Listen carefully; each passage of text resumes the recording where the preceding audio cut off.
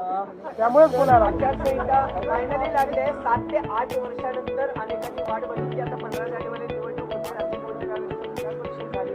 कशी तयारी असते? मला अतिशय आनंद आहे की राज्य निवडणूक आयोगाने महानगरपालिका निवडणुकीच्या तारखा घोषित केलेल्या आहेत.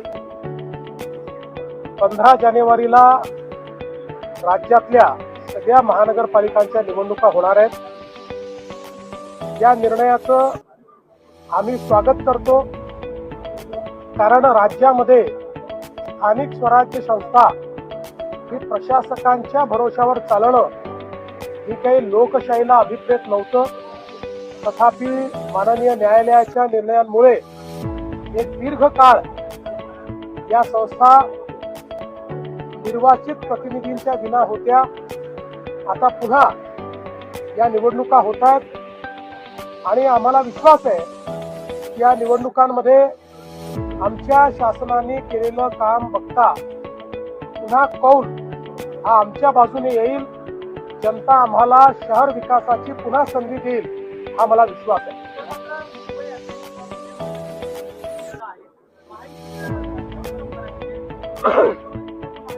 बघा, आम्ही महायुती करण्याचा प्रयत्न करतो.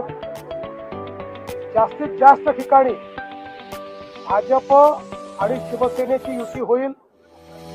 काही ठिकाणी भाजप शिवसेना राष्ट्रवादी युती होईल. एखाद 2 ठिकाणी भाजपा राष्ट्रवादी युती देखील होताना आपल्याला पाहायला मिळेल. आता तुम्ही पुण्यामध्ये मला विचारालच म्हणून सांगतो, पुण्यामध्ये मात्र अजितदादांची आमची चर्चा झालेली आहे. आम्ही दोघेही इथले मोठे पक्ष आहोत. भाजपने 5 वर्षात चांगल्या पद्धतीनं पुण्याचा विकास केलेला आहे. त्यामुळे कदाचित पुण्यामध्ये राष्ट्रवादी काँग्रेस आणि भारतीय जनता पार्टी अमोरासमोर लढताना त्या ठिकाणी पाहायला मिळतील. पण असं असलं तरी ही मैत्रीपूर्ण लढत असेल, त्याच्यामध्ये कुठेही कटुता नसेल. सर, नागपूर महापालिका आणि इतर महापालिका आरक्षणाचा जो मुद्दा आहे त्यावरून आरक्षणाचा मुद्दा करेक्ट आहे. नागपूर महानगरपालिका आणि चंद्रपूर महानगरपालिकेमध्ये आरक्षण हे 50% वर गेलेलं आहे. पण माननीय सर्वोच्च न्यायालयाने सांगितलं की यांच्या निवडणुका घ्या. फक्त जो निकाल आहे तो आमच्या अंतिम निर्णयाच्या अधीन राहील. आम्ही अंतिम निर्णयात जो काही निर्णय घेऊ तो या 2 महानगरपालिकांना लागू असेल. शिवसेना शक्यतोवर सगळीकडे आमच्या सोबत असेल.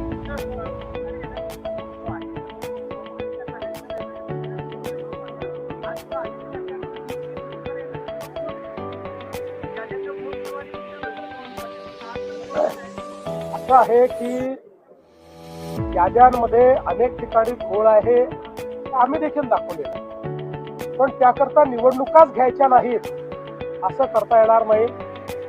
गेले 20-25 वर्ष जे निवडणुका लढवत आहेत त्यांना माहिती आहे कमी अधिक प्रमाणात आपल्या याद्यांमध्ये घोळ असतोच.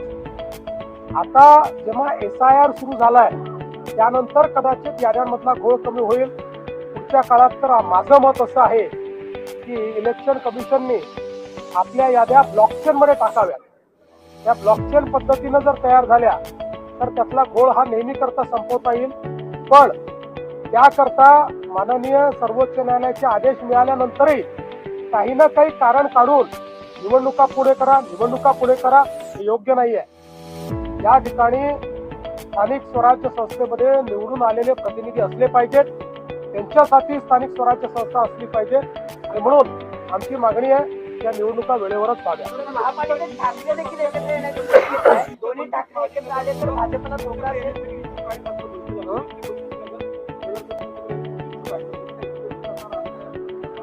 महाराष्ट्रामध्ये आमच्या पक्षात येण्याची लोकांमध्ये ओढ आहेच.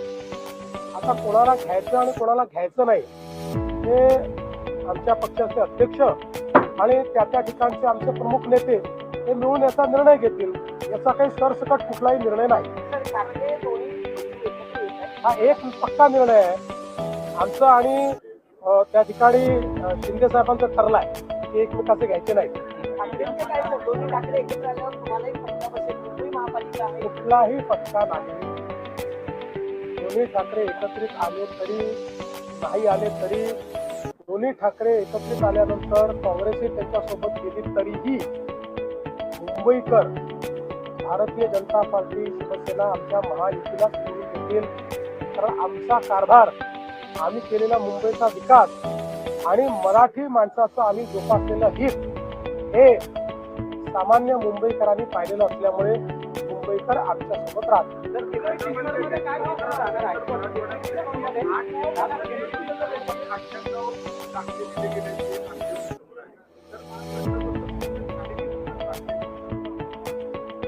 पहिल्यांदा तर आपण एक लक्षात घ्या की 98 दाखले दिले गेले असं आपण सांगतो, पण मागणी पण 500ची झाली आहे.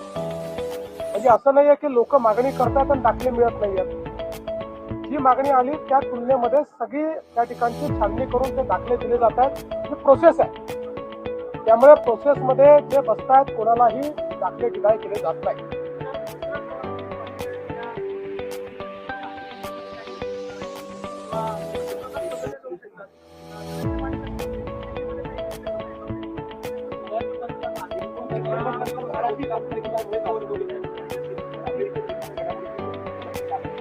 आतापर्यंत वेगवेगळ्या नेत्यांना साक्षात्कार होत होते, स्वप्न पडत होती, भविष्यवाणी ते करत होते, हे आम्ही बघितलेलं आहे.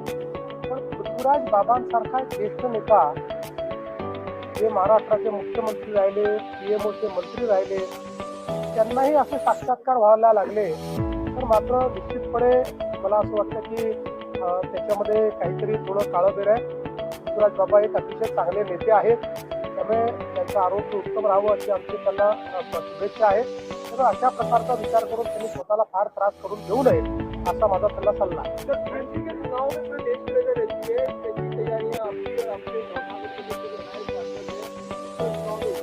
देखिए, मुंबई में महागठबंधन नहीं, महायुति, महागठबंधन बिहार में चलता है, मुंबई में महायुति चलती है.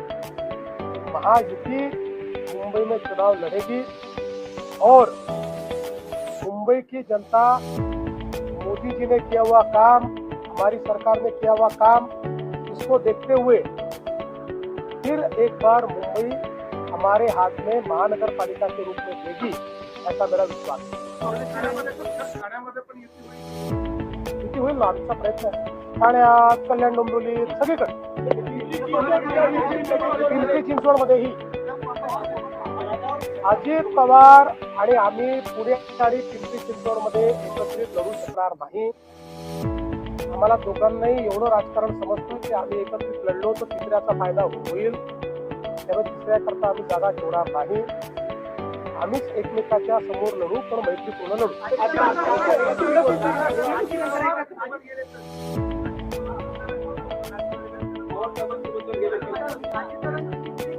अरे बाबा, तुम्ही अजितदादांना विचारा, हा प्रश्न मला का विचारता?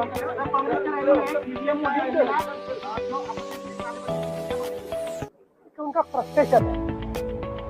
जब जनता उनको स्वीकारती नहीं है, जब कांग्रेस को एक ऐसा नेता मिला है जो मैदान छोड़ के भाग जाता है और विदेशों में घूमते रहता है, जब एक ऐसा नेता मिला है जो हाथ में तो संविधान लेता है लेकिन सारी संविधान विरोधी कृतियां वहाँ पर करते रहता है, तो ऐसे नेता के कारण उनके कार्यकर्ता भी फ्रस्ट्रेटेड है और ये निराशा में इस प्रकार के मूर्खतापूर्ण नारे लगाते हैं. मैं आपको बहुत स्पष्ट रूप से कहता हूँ, वो कुछ भी नारे लगाए, कुछ भी सपने देखे, जब तक जनता का आशीर्वाद मोदी जी के पीछे है तब तक मोदी जी का बाल भी वो बाका नहीं कर सकते. मुझे बहुत विद्यार्थी परिषद में उन्होंने काम किया, भारतीय जनता युवा मोर्चा में उन्होंने काम किया.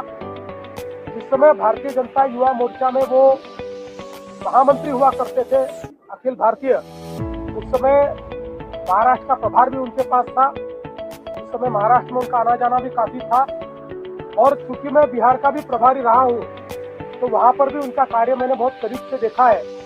उन्होंने कार्यकर्ता के रूप में, नेता के रूप में, मंत्री के रूप में जिस स्वरूप में उनको काम दिया गया, अपना काम बखूबी निभाया है। 4 बार से विधायक वो है, विधायक के तौर पर भी बहुत पॉपुलर है और मुझे ऐसा लगता है कि उनके कारण भारतीय जनता पार्टी को एक नई पीढ़ी मिली है। मैं हमारे नेताओं का आभार व्यक्त करना चाहता हूँ। ये भारतीय जनता पार्टी ही है जहाँ पर लोग अगली पीढ़ी का विचार करते हैं। आज मेरे जैसा व्यक्ति इस पद तक पहुंचा क्योंकि किसी एक समय पर विचार करके नई पीढ़ी को लाया गया था। उस समय नई पीढ़ी का एक रिप्रेजेंटेशन मैं करता था। उसी प्रकार से आज एक नई पीढ़ी के रूप में नितिन नवीन जी को राष्ट्रीय कार्याध्यक्ष बनाना, मैं ऐसा मानता हूँ कि पार्टी की एक बहुत ही दूरदृष्टि है और उसके लिए पार्टी के आला नेताओं का मैं बहुत बहुत आभार व्यक्त करना चाहता हूँ। और श्रीमान नितिन नवीन जी को मैं बहुत दिल से उनको बधाई देना चाहता हूँ और उनके नेतृत्व में भारतीय जनता पार्टी और तरक्की करेगी ये विश्वास व्यक्त करता हूँ। नवीन नवीन घडामोडी पाहण्यासाठी आजच आम्ही मुंबईकर 24 तासला लाईक करा, सबस्क्राईब करा आणि अपडेट रहा।